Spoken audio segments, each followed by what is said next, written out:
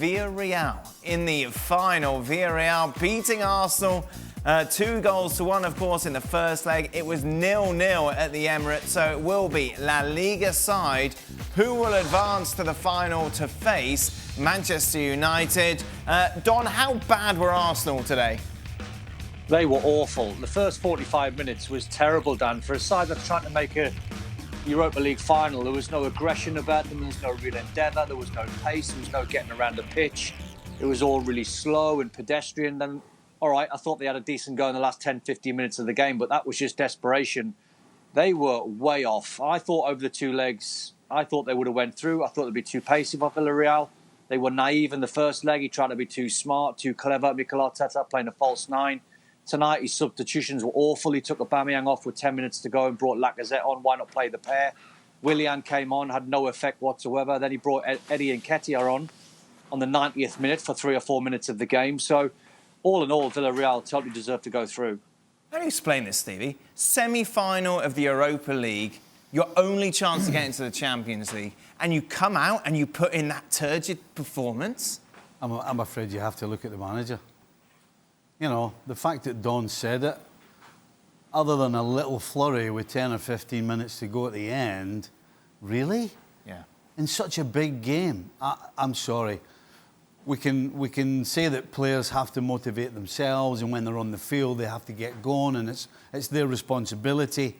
But I'll tell you what, before the game, the manager should have been down the throat, every single one of them, winding them up, making sure they knew how important this game was, making sure they knew how important it was to start the game, making sure they knew how important it was to put pressure on Villarreal.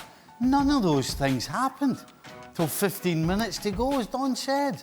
I mean, that has to be down to Arteta and his coaching staff. It's not a bad team, Shaq. When you look at the qualities, a lot of expensive players there. Aubameyang, Pepe, Thomas Partey, of course, Shaka, up-and-coming English attacker. A lot of excitement around him. But there was just nothing from Arsenal's perspective to get even a little excited about today. You're absolutely right, Don. On paper, this is not a bad team. The issue is everybody in that squad, with maybe the exception of Shaka and Smith Rowe, are having arguably the worst seasons of their career. And as a result, what you have is an Arsenal team who are languishing mid-table in the Premier League, who go out against Villarreal, a team that themselves, by comparison or by expectation, aren't doing as well in La Liga as you would expect, yet over 180 minutes. I don't think anybody can contest that Villarreal were by far the better of the two teams. But if you're Mikel Arteta, you're probably saying, or you're probably trying to convince your board, that we were one goal away from going through to the Europa League final. Wow. And Aubameyang hit the post twice. That's how close we came. That's how much improvement we are. Yet, in truth, there is nothing about not just this game, not just this Europa League semi-final, but this entire season that you're really that proud about. Don, if this was Unai Emery, he'd be gone. Why isn't Arteta gone? He would be. I think they'll try and give him the end of the season, Dan, to be honest. I don't think Arsenal will go through another manager so quickly. They might try and cling on to something. I don't know what, because the performances are not there. They're not really keeping clean sheets. They're not winning the biggest games. They're languishing. And maybe I got fooled when I thought they'd go through over Villarreal because they're a big club and they've got good players. Maybe I got fooled into thinking they are a top 6 club. Well, they're not. They're competing with the likes of Aston Villa and the teams in and around 8th, 9th and 10th. That's where Arsenal are. And if they're still there at the start of next season, I think he might be gone. But I think they'll give him the end of this season, pre-season, and then the very start of the season. What's going to change, Don? Nothing's going to change between now and the end of the season in the summer. Well, we don't know. So what do? You let him bring in the players that he wants, gives him a couple of games, and then you're stuck with players that maybe the new manager doesn't want to deal with? Well, that's it. That's the age-old problem, isn't it? When you fire managers, that's always been the case. It'll never go away. When you sack a manager, he brings players in, new manager comes in. I suppose, Don, the point is it's the first time that Arsenal haven't qualified for any European competition for 26 years. What have we seen from Arteta to suggest that he can take this club in the right direction? Well, early on, I thought there was a plan there when I saw him play really defensive football and play counter-attacking football, and they won the FA Cup and won the Community Shield.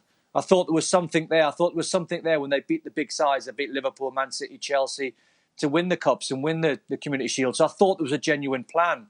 I'm not seeing it of late. I've not really seen it all season. So I understand the frustration of Arsenal fans and they may clamour for a change. I totally get that. And Mikel Arteta is massively, massively under pressure.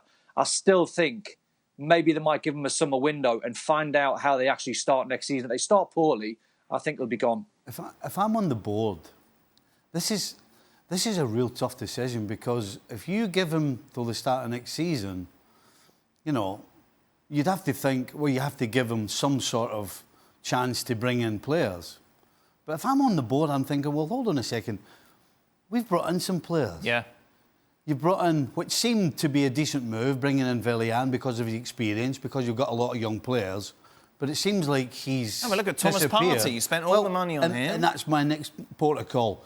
Thomas Partey, I thought, would be fantastic. Yeah. For the last 2 or 3 seasons, we've spoken about how in the middle of the park, they've had no guts, no drive, no real players, and then they go and buy him and you think, oh, I like that, this looks good. Well, you know what? He looks like an Arsenal player now. A bang average Arsenal player from the last 2 or 3 seasons ago. Even he hasn't had an influence. Yeah. So if I'm the board, I'm thinking, do we give this guy the money? I don't know why you would, Shaq. And right now it's hard to make that case for Mikel Arteta. I think one of the big asks for Arteta in becoming Arsenal manager is what to do with Mesut Ozil. Finally, he got Ozil off his books. I think that was weighing Arsenal down in many respects, certainly in terms of their transfer policy. And now, at least with Ozil off his books, maybe he can do a little bit more in the transfer market. I'm with Don here, though. As disappointing as this season has ended, I still think that Arteta gets the start of next season, maybe gets until October, November, see how things are shaping up then. If it's more of the same, and I understand the concern that there's no real signs of change, but if come November it's more of the same, I think he brings somebody in to get to know the squad and then give them a January transfer window to try and make the team their own. But I think Arteta stays for the time being at least. Wow. Thanks so much for watching ESPN on YouTube. And for more sports highlights and analysis, be sure to download the ESPN app. And for premium content and live streaming, subscribe to ESPN Plus.